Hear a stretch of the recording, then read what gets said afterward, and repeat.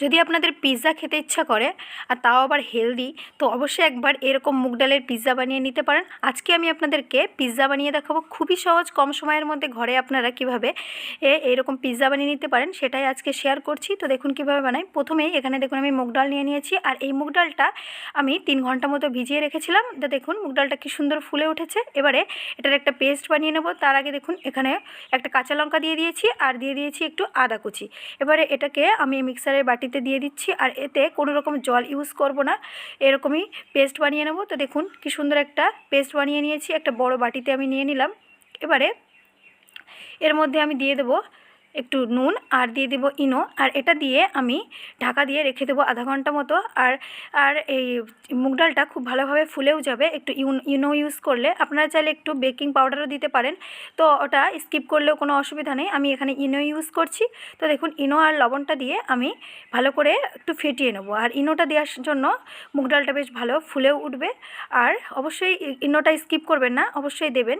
তো দেখুন কি সুন্দর ফুলে উঠেছে। আমি আধা ঘন্টা মতো ঢেকেও রেখে দিয়েছিলাম এটাকে। আপনারা যদি আধা ঘন্টা না রাখতে চান তো আপনারা 10 মিনিটও রাখতে পারেন। তো দেখুন এবারে মুগ ডালের চিলাটা আমি বানিয়ে নেব। এখানে একটা ফ্রাই প্যান নিয়ে নিয়েছি, একটু হিট করে তারপরে একটু তেল ব্রাশ করে নিলাম। তারপরে মুগ ডালটা আমি দেখুন এইভাবে দিয়ে দিচ্ছি। চিলেটা বানানোর জন্য মুগ ডালটা আমি ঢেলে ভালো করে একটা হাতার সাহায্যে লেপে সুন্দর করে, বা একটা চামচের সাহায্যে আপনারা চিলাটা গোল বানিয়ে নিতে পারেন, যেরকম পিৎজার সাইজ আসে ঠিক সেরকম। প্রথমেই এরকম মুগ ডালের চিলাটাই রেডি করতে হবে।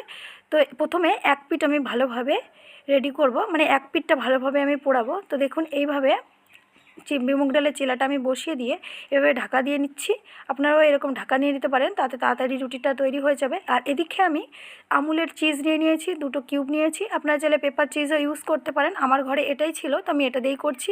2টো চিজের কিউব নিয়েছি। আর আপনারা জানেন পিৎজাতে যতটা চিজ ইউজ করবেন পিৎজাটা খেতেও ততটা সুন্দর হবে। তো দেখুন এক সাইড ভালোভাবে আমার রেডি হয়ে গেছে। এবারে আমি একটু উল্টে দেব।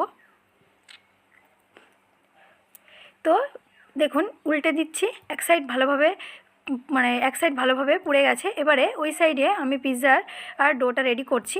এবারে উপর থেকে দিয়ে দিচ্ছি আমি এখানে টমেটো কেচাপ। আপনারা চাইলে মোজরেলা চিজ আর সাথে পিৎজা সসও বানিয়ে নিতে পারেন ঘরে। তো আমি পিৎজা সসটা বানাইনি, আমি এখানে টমেটো কেচাপ দিয়েই বানাচ্ছি, ঘরে এখন বানানোও ছিল না। তো দেখুন এইভাবে টমেটো কেচাপটা আমি প্রথমে ভালো করে মেল্ট করে দিলাম। আর সহজভাবে আর খুব কম সময়ে বানাতে হলে এরকম কিষানের সস দিয়েই বানিয়ে নিতে পারেন। তো দেখুন উপর থেকে গ্রেট করে রাখা চিজটাও আমি দিয়ে দিলাম ভালো করে। এবারে আপনার ঘরের ফ্রিজে যেরকম সবজি থাকবে, কর্ন, ক্যাপসিকাম, পেঁয়াজ, টমেটো যা থাকবে সেটা দিয়ে আপনারা বেশ ভালোভাবে সাজিয়ে নেবেন। এরকম আমার ঘরে ফ্রিজে যা ছিল আমি সেটা দিয়েই ভালো করে পিৎজার ডোটা রেডি করছি। উপর থেকে দিয়ে দিলাম একটু চিলি ফ্লেক্স আর অরিগ্যানো।